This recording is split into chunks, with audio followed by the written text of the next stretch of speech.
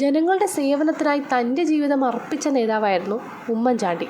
അതുകൊണ്ട് തന്നെ ഉമ്മൻചാണ്ടി ഒരു ജനകീയനായ നേതാവായിരുന്നു എന്ന് നമുക്ക് നിസ്സംശയം പറയാൻ കഴിയും. ഉമ്മൻചാണ്ടി എന്ന രാഷ്ട്രീയ നേതാവിന് ഏറ്റവും ജനകീയ പരിവേഷം നൽകിയത് ജനസമ്പർക്ക പരിപാടികളായിരുന്നു. ഉമ്മൻചാണ്ടി മുഖ്യമന്ത്രിയായിരിക്കവേ ജില്ലകൾ തോറും സംഘടിപ്പിച്ച പരിപാടി വൻ വിജയമായി മാറുകയും ചെയ്തു.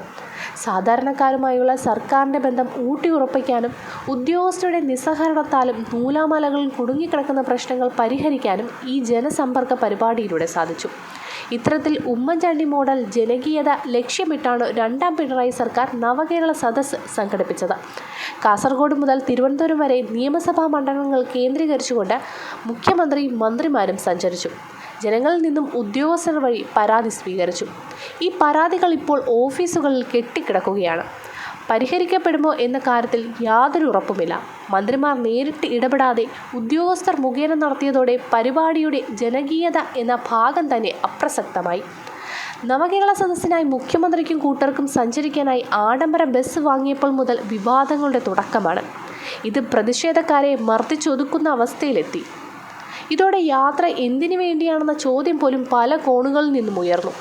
ഇതിനിടെ ഹൈക്കോടതിയിൽ നിന്നും നവകേരള സദസ്സിന് പല തവണ പ്രഹരങ്ങളേറ്റു. യൂത്ത് കോൺഗ്രസുകാരെ മർദ്ദിച്ചവരെ മുഖ്യമന്ത്രി രക്ഷാപ്രവർത്തകർ എന്ന് വിളിച്ചതോടെ വാശിയോടെ മുഖ്യമന്ത്രിയെ തടയുന്ന യൂത്ത് കോൺഗ്രസുകാരെയും നമ്മൾ കണ്ടു. ഏറ്റവും ഒടുവിൽ സംഘർഷങ്ങളുടെ വഴിയിലാണ് യാത്ര ഇന്ന് സമാപിക്കുന്നത്. നവകേരള സദസ്സിന് ഇറങ്ങിയ സർക്കാരിന് കഴിഞ്ഞ ഒരു മാസത്തിനുള്ളിൽ നിരവധി തിരിച്ചടികളാണ് ഹൈക്കോടതിയിൽ നിന്ന് ഏൽക്കേണ്ടി വന്നത്. പണപ്പിരിവ് മുതൽ നവകേരള വേദി വരെ പല ബെഞ്ചുകളിലായി ചോദ്യം ചെയ്യപ്പെട്ടു. തലനാരിഴക്കാണ് കടുത്ത വിമർശനങ്ങളിൽ നിന്ന് പലപ്പോഴും സർക്കാർ തത്രപ്പെട്ട് തലയൂരിയത്. നവകേരള സദസ്സിനെ വിമർശിച്ചവരെ വാക്കുകൊണ്ടും പരസ്യമായി പ്രതിഷേധിച്ചവരെ ലാത്തികൊണ്ടും സർക്കാർ ഒതുക്കിയെങ്കിലും കോടതി മുറികളിൽ പലപ്പോഴും ഉത്തരം മുട്ടി. നഗരസഭകളിൽ നിന്നും പഞ്ചായത്തുകളിൽ നിന്നും പണം നൽകാൻ തദ്ദേശ സ്ഥാപന സെക്രട്ടറിമാരോട് ഉത്തരവിട്ടതാണ് ആദ്യം ചോദ്യം ചെയ്യപ്പെട്ടത്. ഇത് ചോദ്യം ചെയ്യപ്പെട്ടതോടെ കൗൺസിലിൽ അംഗീകാരമില്ലാതെ നയാ പൈസ നൽകരുതെന്ന് കോടതിയിൽ നിന്ന് ഉത്തരവ് വന്നു. നവകേരള സദസ്സിനായി സ്കൂൾ ബസ്സുകൾ വിട്ടു നൽകണമെന്ന നിർദ്ദേശത്തിനാണ് കോടതിയിൽ സർക്കാരിന് രണ്ടാമത് തിരിച്ചടിയേറ്റത്.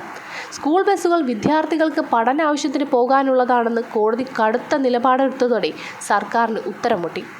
തിരുവിതാംകൂർ ദേവസ്വം ബോർഡിന് കീഴിലുള്ള ക്ഷേത്ര പരിസരത്ത് നവകേരള സദസ്സ് നടത്താനുള്ള സർക്കാർ തീരുമാനമാണ് പിന്നീട് ചോദ്യം ചെയ്യപ്പെട്ടത്. ഇതിലും പിണറായി വിജയനും കൂട്ടുകാർക്കും കൈപൊള്ളി. കൊല്ലം ചക്കുവെള്ളി ക്ഷേത്രത്തിൽ പന്തലഴിക്കാനുള്ള ഉത്തരവ് വന്നതോടെ കാര്യങ്ങൾ പന്തിയല്ലെന്ന് സർക്കാരിന് മനസ്സിലായി. ഇതോടെ കൊല്ലത്ത് തന്നെ 2 ക്ഷേത്ര പരിസരത്തെ പരിപാടി രായ്ക്ക് രാമായണം മറ്റൊരിടത്തേക്ക് മാറ്റി. തൃശൂർ പുത്തൂർ സുവോളജിക്കൽ പാർക്കിലും നവകേരള സദസ്സ് സംഘടിപ്പിക്കാനുള്ള നീക്കത്തിന് തിരിച്ചടിയേറ്റു. സ്കൂൾ മതിലുകൾ പൊളിച്ച പിണറായിക്ക് വഴിയൊരുക്കിയതും കോടതിയുടെ നാവിൻ്റെ ചൂടറിഞ്ഞു. നവകേരള സദസ്സിൻ്റെ പേരിലുള്ള പണപ്പിരിവ് ചോദ്യം ചെയ്ത് ഹൈക്കോടതിയിൽ ഹർജിയെത്തി. പണപ്പിരിവല്ലെന്നും സ്പോൺസർഷിപ്പാണെന്നും വ്യക്തത വരുത്തിയാണ് അന്ന് സർക്കാർ തലയൂരിയത്.